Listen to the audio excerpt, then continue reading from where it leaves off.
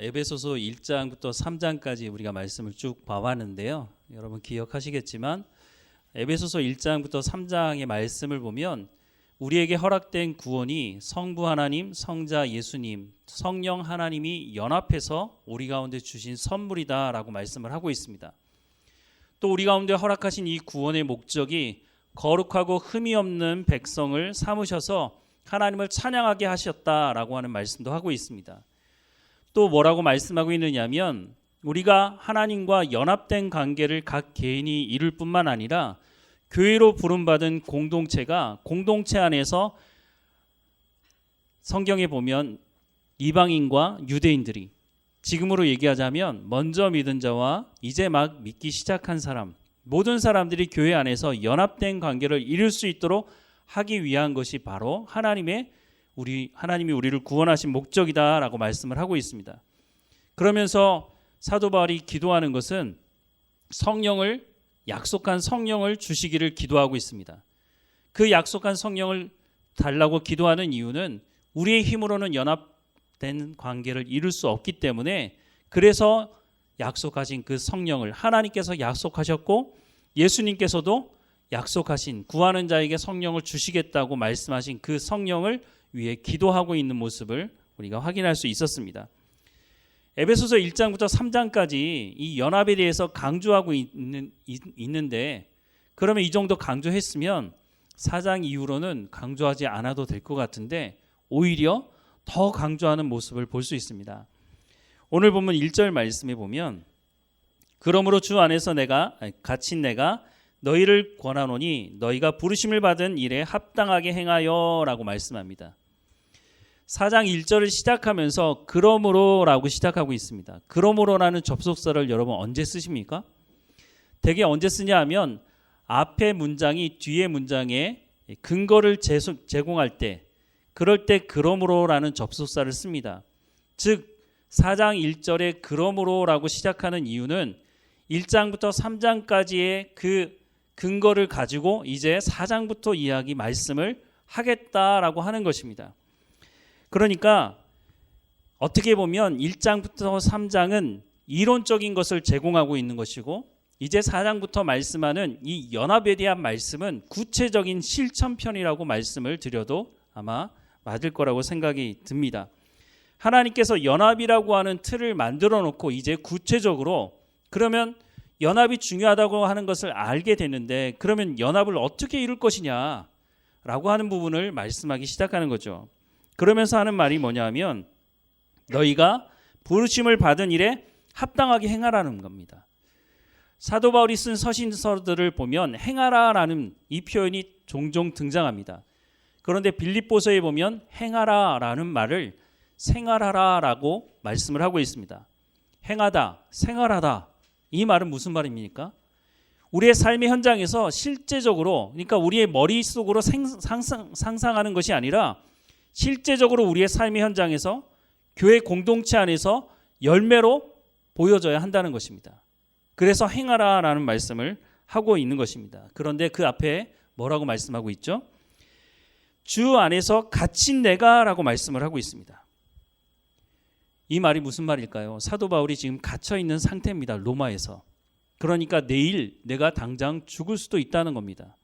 그러면서 뭐라고 얘기하냐면 주 안에 갇힌 내가 너희를 권하노니 너희가 부르심에 합당한 일을 합당하게 행하라라고 말씀하는 것은 내가 죽는 것이 중요한 것이 아니라 내 내일이 어떻게 결정되느냐가 중요한 것이 아니라 너희가 하나님과 하나가 되고 교회 공동체가 하나 되는 연합된 관계를 이루는 것이 내가 죽는 것보다 훨씬 더 중요하다라고 하는 것을 말하고 있는 거죠.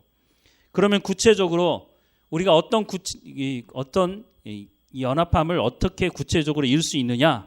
2절과 3절 말씀해 보면 모든 겸손과 온유로 하고 오래 참음으로 사랑 가운데서 서로 용납하고 평안에 매는 줄로 성령이 하나 되게 하신 것을 힘써 지키라라고 말씀합니다. 첫 번째 말하는 것은 모든 겸손과 온유로 하랍니다. 그런데 이 말씀은 처음 꺼내든 말씀이 아닙니다. 이미 2장에서 이 부분에 대해서 말씀을 하고 있는데요. 에베소서 2장 1절부터 10절 말씀을 우리 같이 한번 천천히 읽어보겠습니다. 같이 읽겠습니다. 그는 허물과 죄로 죽었던 너희를 살리셨도다. 그때 너희는 그 가운데서 행하여 이 세상 풍조를 따르고 공중의 권세 잡은 자를 따랐으니 곧 지금 불순종의 아들들 가운데 역사하는 영이라. 전에는 우리도 다 그 가운데서 우리 육체의 욕심을 따라 지내며 육체와 마음에 원하는 것을 하여 다른 이들과 같이 본질상 진노의 자녀이었더니 긍휼이 풍성하신 하나님이 우리를 사랑하신 그 큰 사랑을 인하여 허물로 죽은 우리를 그리스도와 함께 살리셨고 너희는 은혜로 구원을 받을 것이라. 또 함께 일으키사 그리스도 예수 안에서 함께 하늘에 앉히시니 이는 그리스도 예수 안에서 우리에게 자비하심으로써 그 은혜의 지극히 풍성함을 오는 여러 세대에 나타내려 하심이라. 너희는 그 은혜에 의하여 믿음으로 말미암아 구원을 받았으니 이것은 너희에게서 난 것이 아니요 하나님의 선물이라. 행위에서 난 것이 아니니 이는 누구든지 자랑하지 못하게 함이라. 우리는 그가 만드신 바라 그리스도 예수 안에서 선한 일을 위하여 지으심을 받은 자니 이 일은 하나님이 전에 예비하사 우리로 그 가운데서 행하게 하려 하심이니라. 아멘. 우리가 읽었던 이 말씀을 믿음으로 고백하는 사람들이 바로 그리스도인이라고 말할 수 있는 거죠. 이것을 믿음으로 고백하는 사람이 교만할 수 있겠습니까? 전적인 하나님의 은혜로 구원받았다고 말씀하고 있는 겁니다. 허물로 죽을 수밖에 없는 죄인이 아니라 허물로 죽었던, 죄로 죽었던 사람들을 하나님께서 전적인 은혜로 구원해 주셨다고 말씀하고 있습니다. 우리 스스로는 우리를 구원할 수 없는 관계 가운데 있는데 하나님께서 전적인 은혜로 본질상 태어나면서부터 처음부터 진노의 자녀였던 우리를 구원하셨으니 이것을 믿음으로 고백하는 사람들이 어떻게 교회 안에서 교만할 수 있겠느냐는 겁니다. 그럼에도 불구하고 교회 안에 교만한 사람들이 있죠. 이 교만한 사람들, 하나님의 말씀을 듣지 않기 때문에 사실 교만한 것이죠. 조금 전에 말씀드린 대로 이 믿음의 고백을 하는 사람들, 하나님께서 나를 이 죄악의 수렁텅이에서 구원하셨으니 하나님 앞에 겸손하게 무릎 꿇을 수밖에 없는 것이죠. 예수님께서 한번 이런 비유의 말씀을 드셨죠. 1만 달란트 빚진 자. 1만 달란트는 어마어마하게 큰 돈입니다. 개인으로서는 감당할 수 없는 어마어마하게 큰 돈인데 그 빚을 주인이 탕감해 주었습니다. 그런데 1만 달란트 탕감받은 이 사람이 밖에 나가서 100데나리온 빚진 자를 만나서 갚지 않으니까 감옥에 가두게 됩니다. 100데나리온은 지금으로 얘기하자면 노동자의 3개월 정도 되는 월급 정도 되는 것입니다.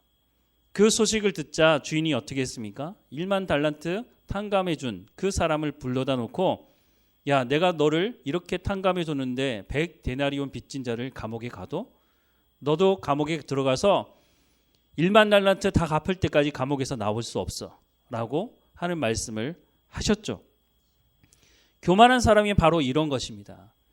전적인 하나님의 은혜로 구원받았다고 하는 것을 믿음으로 고백하고 있기는 하지만 삶이 그렇지 않은 것, 그 사람은 바로 이와 같은 사람이라고 말씀을 하는 것입니다. 이 교만함으로부터 벗어날 수 없는 이유는 하나님의 말씀을 듣지 않기 때문입니다. 하나님의 말씀을 듣기만 한다면 아마 이런 자리 가운데는 우리 서지 않을 수 있을 거라고 생각이 듭니다.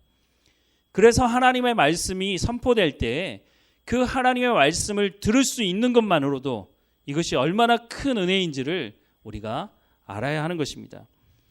에베소서뿐만 아니라 성경 여러 곳에서 우리가 어떤 존재였는지 어디로부터 구원받았는지에 대해서 말씀을 하고 있습니다. 한두 번 말씀하는 것이 아니라 여러 군데서 말씀하는 것은 이것을 잊어버리면 안 된다는 것입니다.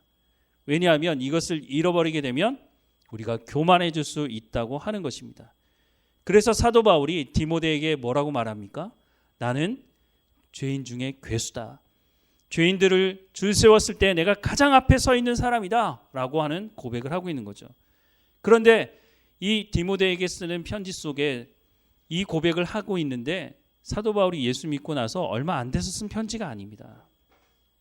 얼마나 많은 교회를 사도 바울이 세웠습니까? 자기의 생명의 위협을 받으면서까지 하나님의 복음을 전하던 이 사람이 뭐라고 얘기합니까?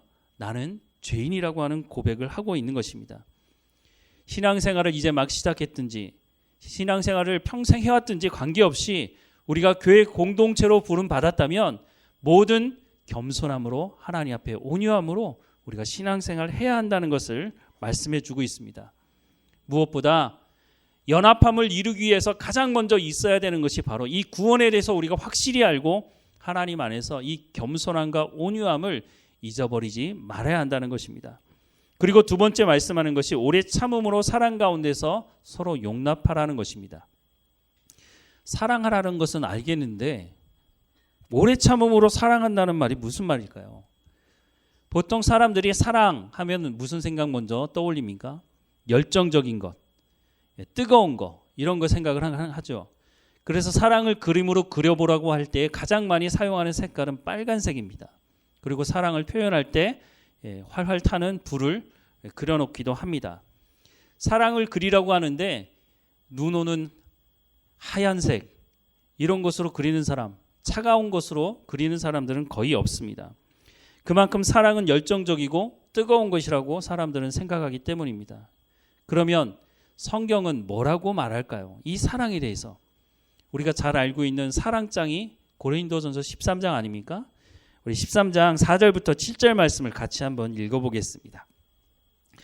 사랑은 오래 참고 사랑은 온유하며 시기하지 아니하며 사랑은 자랑하지 아니하며 교만하지 아니하며 무례히 행하지 아니하며 자기의 유익을 구하지 아니하며 성내지 아니하며 악한 것을 생각하지 아니하며 불의를 기뻐하지 아니하며 진리와 함께 기뻐하고 모든 것을 참으며 모든 것을 믿으며 모든 것을 바라며 모든 것을 견디느니라. 아멘.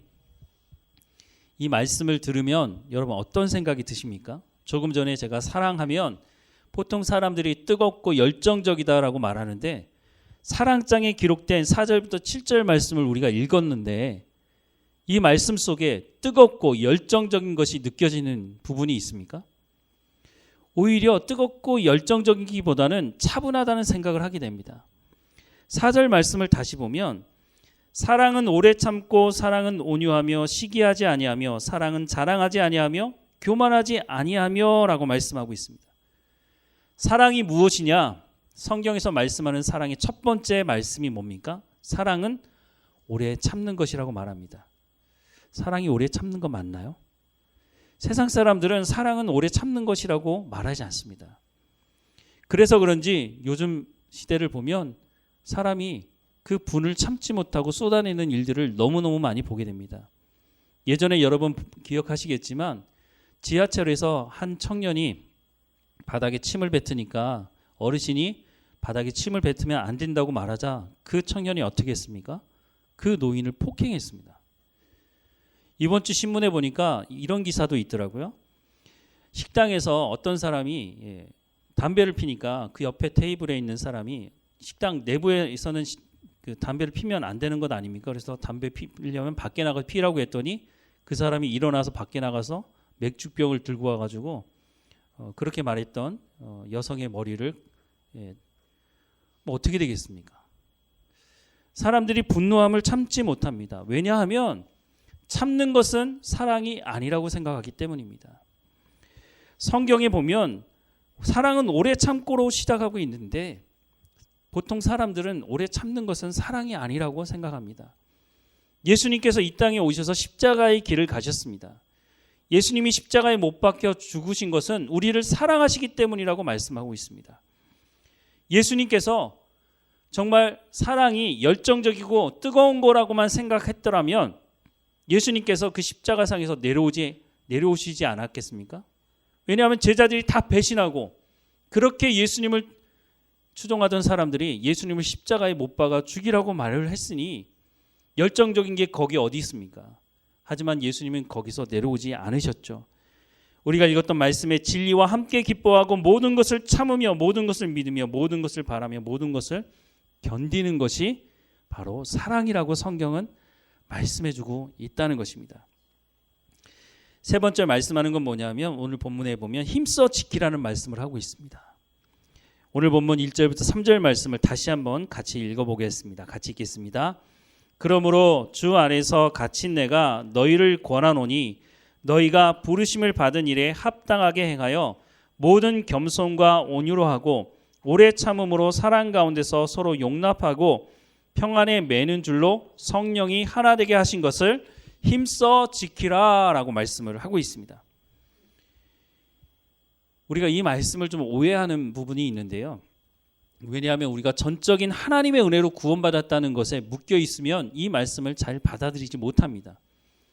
아니, 내 스스로 구원받을 수 없어서 전적인 하나님의 은혜로 구원받았는데 그러면 구원받은 이후에도 하나님께서 알아서 하시겠지라고 생각을 하는 거죠. 내가 무슨 선을 행함으로 무슨 대가를 지불하며 구원받은 것이 아니니까 하나님께서 알아서 다 하실 거야 라고 생각하는 것은 잘못된 것입니다. 왜냐하면 물론 우리가 구원받을 때는 우리가 어떤 대가도 지불할 수 없기 때문에 전적인 하나님의 은혜로 구원받은 것이 맞습니다. 그런데 구원받은 이후에 우리 가운데 성령을 주신다고 말씀하고 있지 않습니까? 그 성령을 통해서 하나님과 동역하는 관계 가운데로 인도하신다고 말씀하고 있는 것입니다.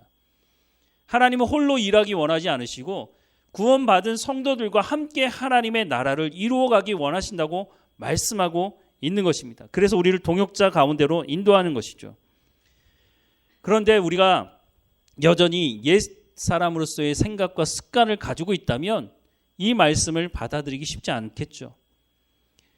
하나님께서 우리 가운데 전적인 은혜로 우리를 구원하셨으니 성령을 통해서 하나님의 말씀으로 우리를 새롭게 하신다고 말씀하시는 이 말씀 가운데로 우리가 나가야 하는 것입니다. 그래야 힘써 지키라고 하는 이 말씀의 의미가 무엇인지를 알고 하나님과 동역하는 관계 속에서 하나님의 나라를 이루어갈 수 있다고 하는 것입니다. 우리가 이 말씀을 들을 때 오해하면 곤란한 것이 조금 전에 말씀드린 것처럼 하나님이 알아서 다 하실 거야 라고 하는 것은 그건 어떻게 보면 핑계를 대는 것일 수 있다는 것입니다. 오늘 본문 4절부터 6절 말씀을 다시 한번 보면 몸이 하나이요 성령도 한 분이시니 이와 같이 너희가 부르심의 한 소망 안에서 부르심을 받았느니라. 주도 한 분이시요 믿음도 하나요 세례도 하나요 하나님도 한 분이시니 곧 만유의 아버지시라. 만유 위에 계시고 만유를 통일하시고 만유 가운데 계시도다라고 말씀을 하면서 연합된 관계가 무엇인지를 다시 한번 말씀해 주고 있습니다. 우리가 성령의 충만함을 받아야 되는 이유가 이 연합된 관계를 이루는 것이라고 말씀드리지 않았습니까?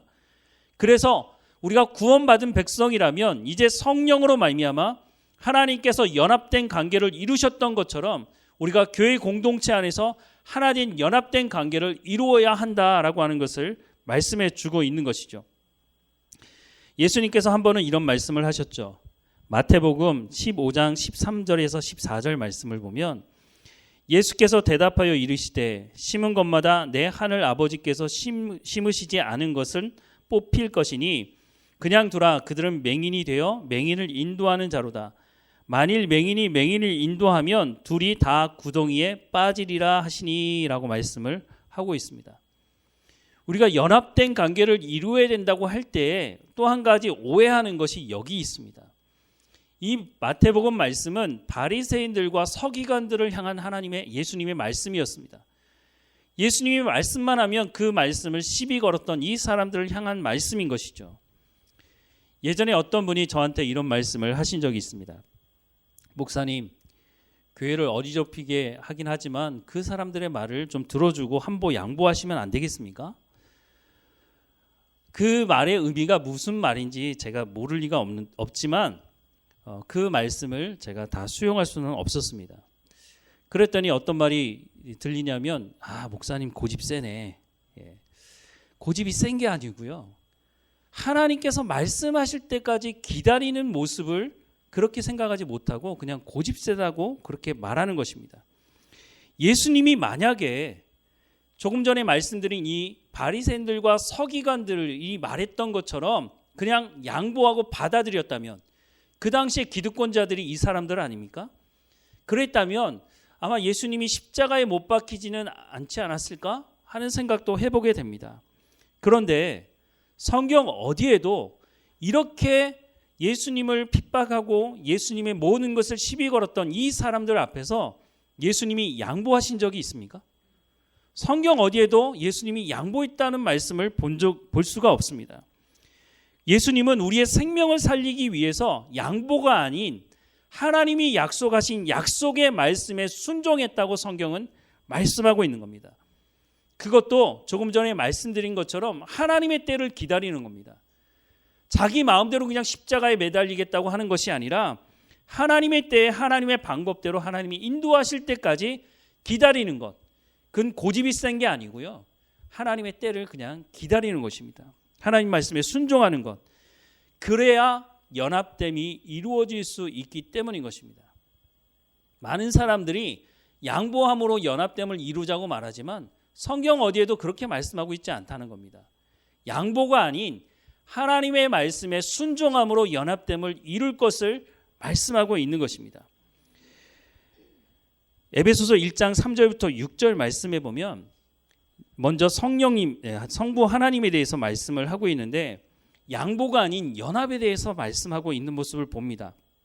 3절부터 6절 말씀 보면 찬송하리로다 하나님 곧 우리 주 예수 그리스도의 아버지께서 그리스도 예수 안에서 하늘에 속한 모든 신령한 복을 우리에게 주시되 곧 창세전에 그리스도 안에서 우리를 택하사 우리로 사랑 안에서 그 앞에 거룩하고 흠이 없게 하시려고 그 기쁘신 뜻대로 우리를 예정하사 예수 그리스도로 말미암아 자기의 아들들이 되게 하셨으니 이는 그가 사랑하는 자 안에서 우리에게 거저 주시는 바 그의 영광 은혜의 영광을 찬송하게 하려는 것이라 라고 말씀합니다. 하나님이 우리를 구원하시기 위한 계획을 세우시는데 무슨 양보가 없습니다. 이 구원의 계획 가운데 중요한 것은 하나님의 말씀 언약입니다. 그리고 예수님이 이 말씀을 어떻게 하셨습니까? 순종함으로 하나님의 언약의 말씀에 순종함으로 이 말씀을 이루셨죠. 나는 가기 싫은데 왜 하필이면 접니까? 성령님 보내십시오. 이렇게 하면서 하다가 어쩔 수 없네 하고 양보한 것이 아니라는 것입니다. 전적인 순종함으로 하나님과 연합된 관계를 통해서 구원을 이루셨다고 말씀하는 겁니다.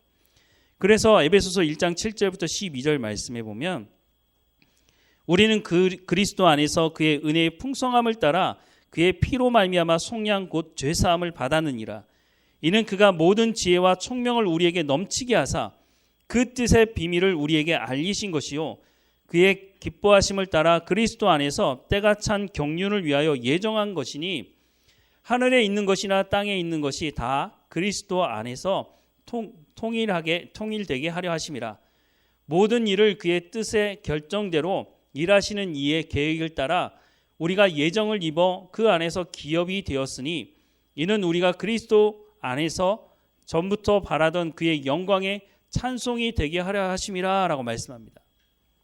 9절부터 다시 말씀을 보면 그 뜻의 비밀을 우리에게 알리신 것이요 그의 기뻐하심을 따라 그리스도 안에서 때가 찬 경륜을 위하여 예정하신 것이니 하늘에 있는 것이나 땅에 있는 것이 다 그리스도 안에서 통일되게 하셨습니다. 모든 일을 그의 뜻의 결정대로 일하시는 이의 계획을 따라 우리가 예정을 입어 그 안에서 기업이 되었으니 이는 우리가 그리스도 안에서 전부터 바라던 그의 영광의 찬송이 되게 하려 하심이라 라고 말씀하고 있습니다. 예수님께서 여기 어디 말씀에 양보하셨다는 말씀이 있습니까? 오히려 하나님의 경륜, 하나님의 뜻을 말하고 있습니다. 하나님께서 말씀하신 그 말씀을 이루기 위해서 순종함으로 이 일을 이루셨다라고 말씀을 하고 있는 거죠.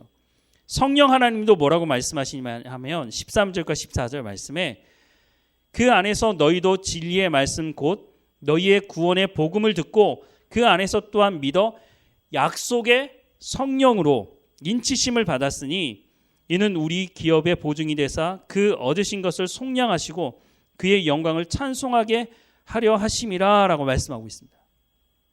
하나님께서 약속하신 성령이라고 말씀하고 있습니다. 하나님이 약속하신 말씀대로 성령이 오셨죠. 성부, 성자, 성령 하나님께서 연합함으로 구원을 이루신 것은 양보하심으로 이루는 것이 아니라 하나님의 언약의 말씀을 통해서 이루어졌다고 하는 것을 말씀하고 있습니다. 그러니 교회는 어떻게 연합해야 된다고요? 하나님의 말씀 안에서 연합되어져야 한다는 것입니다. 그래서 문제가 많았던 고린도 교회의 그 문제를 해결하는 방법이 뭐라고 말씀하고 있다고 했습니까? 하나님 말씀 안에서 하나 되라는 것입니다. 양보하라는 것이 아닙니다. 양보한다는 것은 자기의 생각이 나중에 상황이 돌변하고 바뀌게 되면 언제든지 꺼내서 다시 자기의 생각을 말할 수 있게 되는 것이지만, 교회 안에서의 연합은 자기의 생각을 끄집어내라는 것이 아니라 성령으로 하나님의 말씀으로 우리의 생각을 새롭게 함으로 그 하나님의 말씀에 순종함으로 연합됨을 이루라고 말씀하는 것입니다. 4절부터 6절 말씀을 다시 한번 보면, 몸이 하나요 성령도 한 분이시니 이와 같이 너희가 부르심의 한 소망 안에서 부르심을 받았으니 주도 한 분이시요 믿음도 하나요 세례도 하나요 하나님도 한 분이시니 곧 만유의 아버지시라. 만유 위에 계시고 만유를 통일하시고 만유 가운데 계시도다. 다시 말하는 것입니다. 성부 성자 성령 하나님이 하나 되었다는 것을 에베소서 1장을 통해서 말씀하신 것을 4장에 와서 다시 한번 말씀하고 있는데, 1장 말씀과는 좀 다른 부분이 있죠. 1장에서는 성부 하나님, 성자 예수님, 성령 하나님 순서를 얘기하고 있는데 4장에서는 성령 하나님을 먼저 말하고 있습니다. 왜냐하면 연합된 것을 이루기 위해서는 우리의 힘으로 이룰 수가 없고 성령 하나님의 그 능력으로 이루어질 수밖에 없기 때문에, 그래서 성령 하나님이 교회 연합을 이루는 주체가 되시기 때문에 4장에서는 구체적인 실천편을 말할 때는 성령의 충만함이 너희 가운데 있어야 한다라고 하는 것을 강조하기 위해서 성령 하나님에 대해서 먼저 말씀하고 있다는 것입니다. 이것으로 끝이 아닙니다. 교회의 연합됨을 위해서 하나님이 우리 가운데 선물을 주셨다고 말합니다. 예수님이 선물을 주셨다고 말씀하는데 7절과 8절 말씀에 보면, 우리 각 사람에게 그리스도의 선물의 분량대로 은혜를 주셨나니 그러므로 이르기를 그가 위로 올라가실 때에 사로잡혔던 자들을 사로잡으시고 사람들에게 선물을 주셨다 하였도다 라고 말씀을 하고 있습니다. 그가 위로 올라가실 때에 사로잡혔던 자들을 사로잡으셨다라고 하는 것은 사탄의 권세를 다 무력화하셨다라고 하는 말씀이기도 합니다. 빌립보서 2장 6절부터 11절 말씀을 보면, 그는 근본 하나님의 본체시나 하나님과 동등됨을 취할 것으로 여기지 아니하시고 오히려 자기를 비워 종의 형체를 가지사 사람들과 같이 되셨고 사람의 모양으로 나타나사 자기를 낮추시고 죽기까지 복종하셨으니 곧 십자가의 죽으심이라. 이러므로 하나님이 그를 지극히 높여 모든 이름 위에 뛰어난 이름을 주사 하늘에 있는 자들과 땅에 있는 자들과 땅 아래에 있는 자들로 모든 무릎을 예수의 이름에 꿇게 하시고 모든 입으로 예수 그리스도를 주라 시인하여 하나님 아버지께 영광을 돌리게 하셨느니라 라고 말씀을 하고 있습니다. 예수 그리스도께서 복종하심으로 어떻게 하셨다고요? 모든 권세가 예수 그리스도 앞에 무릎을 꿇게 하셨다고 말씀하고 있습니다. 조금 전에 읽었던 8절 말씀에 그가 위로 올라가실 때 사로잡혔던 자를 사로잡으시고 라고 하는 말씀을 빌립보서에서는 이렇게 말씀을 하고 있는 것이죠. 8절 말씀이 사도 바울이 시편 68편 18절을 인용하고 있는데, 이 시편 말씀과 좀 다른 부분은 무엇이냐 하면, 보통 나라가 나라를 상대로 전쟁을 하게 되면 전리품을 취하지 않습니까? 그런데 예수 그리스도의 승리는 나라와 나라의 전쟁의 승리와는 비교할 수 없는 엄청난 승리이기 때문에 전리품을 우리에게 바치라고 말하는 것이 아니라 예수 그리스도께서 우리 가운데 선물을 주신다고 말씀을 하고 있습니다. 그리고 9절과 10절 말씀에 보면 예수님에 대해서 더 설명을 하고 있는데, 올리셨다 하였은즉 땅 아래의 낮은 곳으로 내리셨던 것이 아니면 무엇이냐? 내리셨던 그가 곧 모든 하늘 위에 오르신 자니 이는 만물을 충만하게 하려 하심이라 라고 말씀합니다. 예수님께서 이 땅에 오셨고 죽으시고 부활하시고 승천하신 분이시다라고 하는 것을 말씀하고 있는 겁니다. 조금 전에 읽었던 빌립보서 2장 말씀을 에베소서에서는 다르게 표현하고 있는 것이죠. 그런데 그 예수님이 사탄의 모든 권세를 제압하시고 승천하시면서 선물을 주셨다고 말씀합니다. 도대체 그 선물은 뭘까요? 11절부터 16절까지의 말씀 우리 함께 같이 읽어보겠습니다. 같이 읽겠습니다. 그가 어떤 사람은 사도로, 어떤 사람은 선지자로, 어떤 사람은 복음 전하는 자로, 어떤 사람은 목사와 교사로 삼으셨으니 이는 성도를 온전하게 하여 봉사의 일을 하게 하며 그리스도의 몸을 세우려 하심이라. 우리가 다 하나님의 아들을 믿는 것과 아는 일에 하나가 되어 온전한 사람을 이루어 그리스도의 장성한 분량에 충만한 데까지 이르리니 이는 우리가 이제부터 어린아이가 되지 아니하여 사람의 속임수와 간사한 유혹에 빠져 온갖 교훈의 풍조에 밀려 요동하지 않게 하려 함이라. 오직 사랑 안에서 참된 것을 하여 범사에 그에게까지 자랄지라. 그는 머리니 곧 그리스도라. 그에게서 온몸이 각 마디를 통하여 도움을 받음으로 연결되고 결합되어 각 지체의 분량대로 역사하여 그 몸을 자라게 하며 사랑 안에서 스스로 세우느니라. 아멘. 예수님이 승천하시면서 선물을 주셨다고 말씀하시는데 그 선물이 뭐라고요? 사도, 선지자, 복음 전하는 자, 목사, 교사가 선물이랍니다. 이 사람들의 공통점이 뭔가요? 하나님의 말씀을 가르치는 사람들입니다. 하나님의 말씀을 가르치는 사람이 왜 선물이 될 수밖에 없을까요?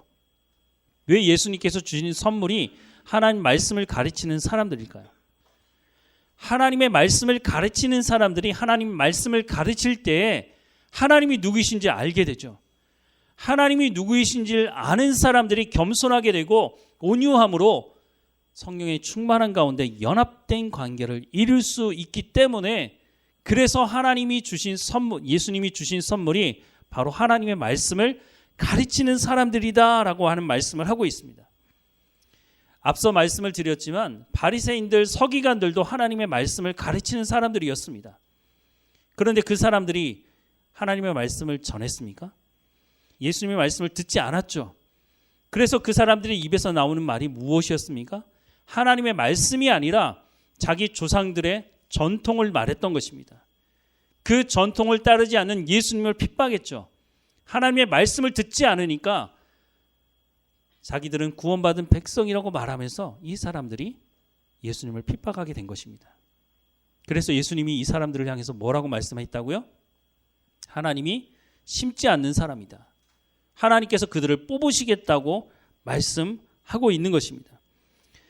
교회에서 연합이라고 하는 것은 예수 그리스도를 구주로 영접한 사람들이 연합할 것을 말씀하는 것이지 바리새인들과 서기관들처럼 하나님께서 심지 않으시고 뽑으시겠다고 하는 사람들과 함께 연합하라고 말씀하는 것이 아니라는 것을 말씀해 주고 있는 것입니다. 사도 바울은 하나님의 말씀을 가르치는 사람들을 통해서 교회의 연합함을 이루어야 한다라고 하는 것을 말씀해 주고 있는 것입니다. 13절부터 16절 말씀을 다시 한번 보면 우리가 다 하나님의 아들을 믿는 것과 아는 일에 하나가 되어 온전한 사람을 이루어 그리스도의 장성한 분량에 충만한 데까지 이르리니라고 말합니다. 어떻게 해요? 하나님 말씀을 통해서 하나님의 말씀을 통해서 하나님의 아들을 믿는 것과 아는 일에 하나가 될 수 있다라고 말씀하고 있습니다. 그래서 어떻게 된다고요? 그리스도의 장성한 분량에 이룰 수 있다고 말씀하고 있습니다. 14절에 보면 이는 우리가 이제부터 어린아이가 되지 아니하며 사람의 속임수와 간사한 유혹에 빠져 온갖 교훈의 풍조에 밀려 요동하지 않게 하려 함이라 라고 말씀합니다. 우리가 삶을 살아가다 보면 우리 옆에서 우리를 유혹하고 우리의 삶 가운데 들어와서 하나님 말씀이 온전히 이루어지지 못하게 하는 사람들이 얼마나 많은지 모릅니다. 입만 열면 비난하고 비방하고 욕하는 사람들 우리 주변에 얼마나 많지 않습니까? 우리가 그 말을 계속해서 듣고 있다 보면 우리가 그 사람들의 말에 넘어갈 때가 있습니다. 우리가 최소한 하나님의 말씀을 온전히 가르치지 못한다 할지라도 분별할 실력은 있어야 되지 않겠습니까? 그 분별할 실력을 어떻게 가질 수 있겠습니까? 하나님의 말씀이 우리 가운데 새겨져 있지 않으면 하나님의 말씀으로 이것을 분별할 수 없다는 것입니다. 14절 말씀에 어린아이가 되지 아니하여 라고 말하고 있습니다. 우리가 하나님의 말씀으로 온전해지지 못하면 하나님의 말씀으로 실력을 가지지 못하면 우리가 오랫동안 신앙생활을 한다 할지라도 우리의 귀에 속닥속닥하는 그 사람들의 말을 듣고 우리의 마음이 좌지우지 될 수 있다는 것입니다.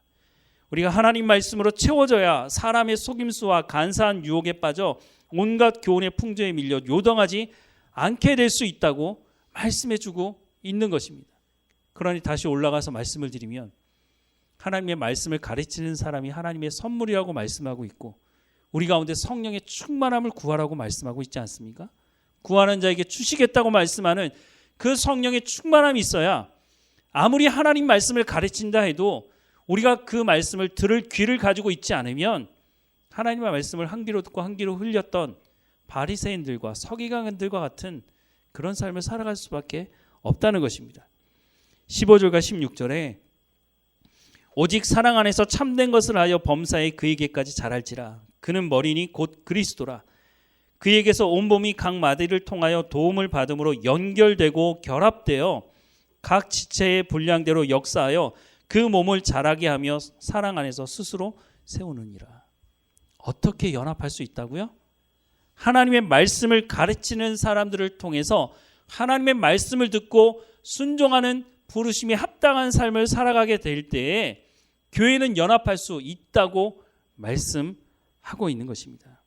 사랑하는 여러분, 하나님께서 전적인 은혜로 우리를 구원하셨다고 말씀하고 있습니다. 그 전적인 은혜는 성부 하나님, 성자 하나님, 성령 하나님이 연합함으로 우리 가운데 허락해 주신 것이라고 말씀하고 있습니다. 서로 양보해서가 아니라 하나님께서 말씀하신 그 언약의 말씀을 모두가 순종함으로 이루셨다고 말씀을 하고 있습니다. 우리가 그런 자리로 부름받았다는 겁니다. 그리고 하나님은 우리 가운데 힘써 행하라고 말씀하고 있습니다. 어떻게요? 성령의 충만함으로 하나님과 연합된 관계를 이루면 하나님의 말씀으로 하나님이 누구이신지를 알고 그 말씀에 순종하게 되면 하나님이 약속하고 있잖아요. 오늘 본문의 말씀에 교회가 서로 연결되어서 연합된 관계를 이룰 수 있다고. 자기의 생각을 말하라고 하는 것이 아니라 하나님의 말씀에 순종함으로 연합될 수 있다고 분명히 성경은 약속하고 있으니 우리가 한 공동체로 부름을 받았다면 이 연합된 관계를 이루어가는 지금뿐만 아니라 우리가 새로운 성도가 왔을 때 연합된 관계를 이 말씀의 근거를 가지고 이루어야 한다는 것을 말씀해 주고 있는 것입니다. 말씀을 가르치는 저도 최선을 다해서 하나님께서 뭐라고 말씀하시는지 그 말씀의 근거를 가지고 가르치려고 할 겁니다. 그러면 여러분들은 하나님 말씀 듣기를 사모해야 하는 것입니다. 하나님 말씀 듣기를 사모하지 않는 사람에게 예수님께서 오셔서 말씀을 전하셔도 그 말씀은 그 사람을 변화시킬 수가 없다는 것입니다. 하나님, 내 가운데 성령의 충만함을 허락해 주십시오. 하나님의 말씀을 들을 수 있는 귀를 열어주시고 그 말씀이 내 삶을 변화시키는 삶의 열매가 맺어질 수 있도록 내 삶의 현장에서 하나님의 말씀이 이루어질 수 있도록 나는 순종함으로 그 말씀을 이루는 삶을 살아갈 수 있도록 인도해 달라고 기도하고 그렇게 살아갈 때에 하나님과 내가 연합된 관계를 이룰 수 있을 뿐만 아니라 교회 공동체 안에서도 연합된 관계를 이룰 수 있게 된다는 것입니다. 우리가 어떤 문제를 가지고 하나님 앞에 결정을 할 때 하나님께 기도하면서 기다려야 하는 것입니다. 하나님이 말씀하시는 것이 무엇인지, 하나님의 때가 언제인지, 하나님의 방법이 무엇인지를 우리가 기도할 때 가장 적절하고 적당할 때 하나님께서 우리를 인도하실 거라는 것입니다. 우리 모두가 교회 연합된 가운데로 우리가 부름받았으니 이 부름에 합당한 삶을 살아가는 우리의 삶이 되기를 주님의 이름으로 축원합니다. 사랑하는 하나님, 우리를 주의 자녀 삼으시고 전적인 하나님의 은혜로 하나님의 자녀 삼으시고 교회로 불러주셔서 감사합니다. 우리가 이 은혜를 잊지 않게 하시고 모든 겸손과 온유로 행하며 오래 참음으로 서로 용납하고 평안에 매는 줄로 성령이 하나 되게 하심을 힘써 지키라고 말씀하신 대로 순종하며 이 말씀을 이루어가는 삶이 될 수 있도록 은혜를 허락해 주옵소서. 하나님, 우리의 마음 가운데 성령의 충만함으로 하나님의 말씀을 들을 귀를 열어 주옵소서. 그 말씀을 마음에 새기게 하시고 하나님이 누구이신지를 알며 우리의 삶의 현장에서 성령의 열매를 맺어가게 하셔서 교회의 연합됨을 이루는 교회 공동체가 되어지도록 또한 인도해 주옵소서. 하나님의 때를 기다릴 줄 알게 하시고 서두르지 않게 하시고 하나님이 말씀하시는 길을 따라 순종하며 살아갈 수 있도록, 그것이 고난의 길이지만 참고 인내하며 하나님의 의를 이루어가는 삶이 될 수 있도록 인도해 주옵소서. 하나님, 우리 가운데 세상이 줄 수 없는 평안함으로 채워 주옵소서. 고난 중에서도 흔들리지 아니하게 하시고 믿음으로 극복하게 하시고 하나님의 인도하심 따라서 하나님의 인도하심으로 감사함이 넘치는 우리의 삶이 될 수 있도록 인도해 주시길 다시 한번 간절히 구합니다. 하나님, 우리를 교회 공동체로 부르셨사오니 이 시대에 교회다운 교회의 모습으로 교회의 모습을 드러내는 우리의 삶이 될 수 있도록 은혜를 허락해 주옵소서. 날마다 우리와 함께 하시는 이 하나님께서 이 한 주일을 인도하실 것 감사드리고 예수님의 이름으로 기도드립니다. 아멘.